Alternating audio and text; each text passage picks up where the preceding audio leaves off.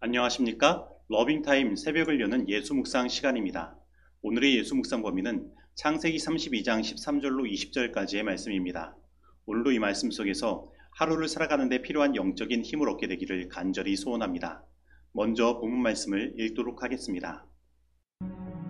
야곱이 거기서 밤을 지내고 그 소유 중에서 형 에서를 위하여 예물을 택하니 암염소가 200이요 순염소가 20이요 암양이 200이요 순양이 20이요 전나는 낙타 30과 그 새끼요 암소가 40이요 황소가 10이요 암나귀가 20이요 그 새끼 나귀가 10이라. 그것을 각각 때로 나누어 종들의 손에 맡기고 그의 종에게 이르되 나보다 앞서 건너가서 각대로 거리를 두게 하라.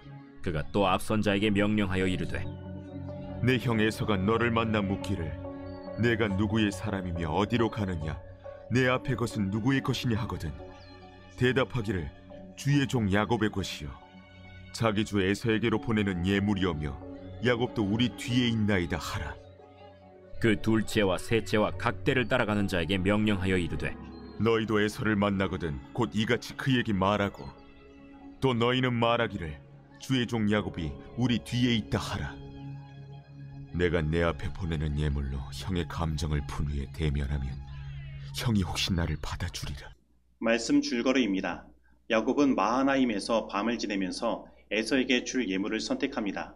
많은 양의 예물을 택하여 때로 나눈 뒤 종들의 손에 맡기고 에서에게 보냅니다. 에서에게 전할 말을 종들에게 자세히 알려줍니다. 야곱은 예물로 에서의 감정을 푼 후에 그와 대면함으로 위기를 넘겨볼 생각을 합니다.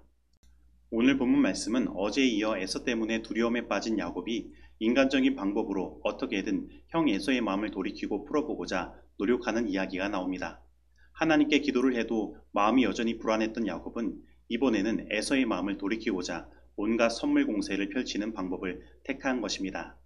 야곱이 에서를 위하여 택한 선물은 암염소 200마리, 수염소 20마리, 암양 200마리, 순양 20마리, 전나는 어미 낙타 30마리와 새끼들, 암소 40마리, 황소 10마리, 암나귀 20마리, 새끼 나귀 10마리였습니다.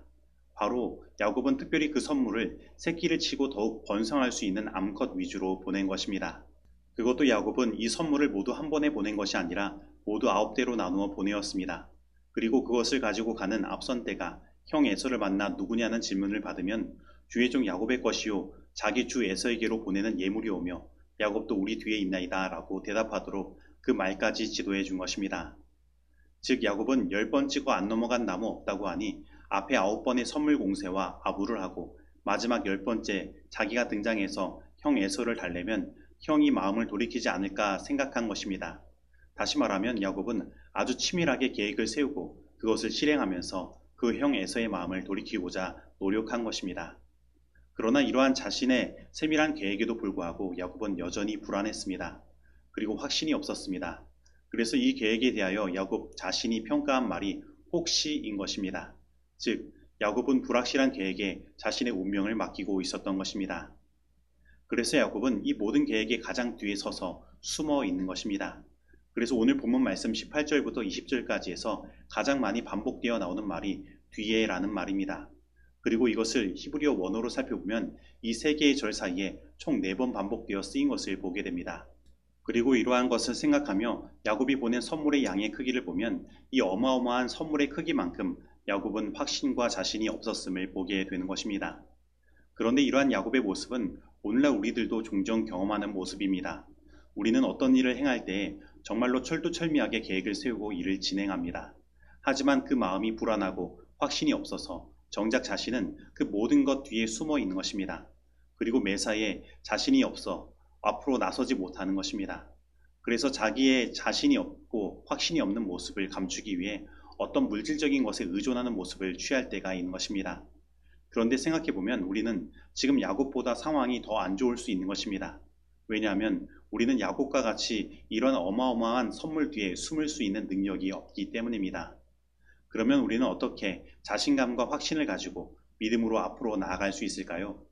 우리가 러빙타임 안식일 소지 말씀인 창세기 33장 1절로 3절 부분을 살펴보면 항상 뒤에 숨어있던 야곱이 이제 그 무리 앞으로 나아가 전면에 서는 장면을 보게 됩니다.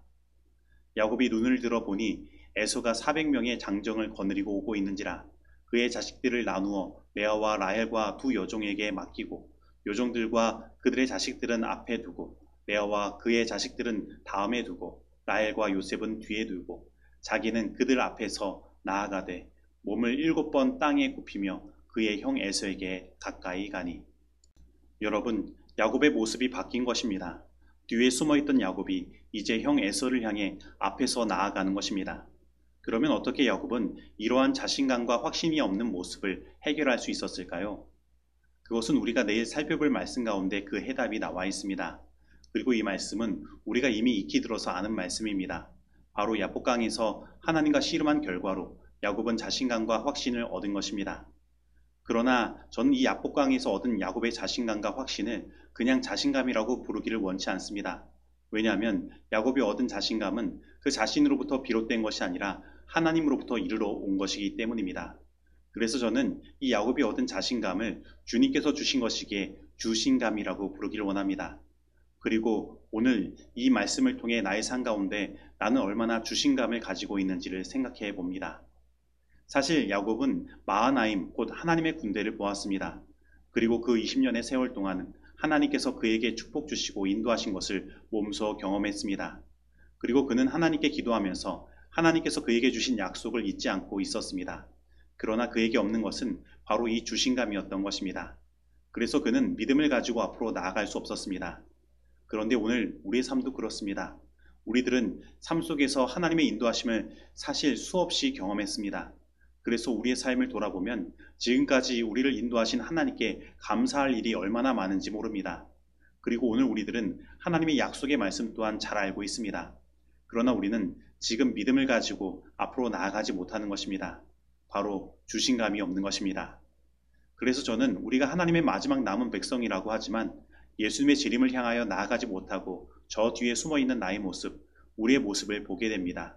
그리고 그 재림 직전에 다가올 하나님의 백성에게 경험될 마지막 환난을 두려워하는 모습이 우리에게 있음을 보게 됩니다.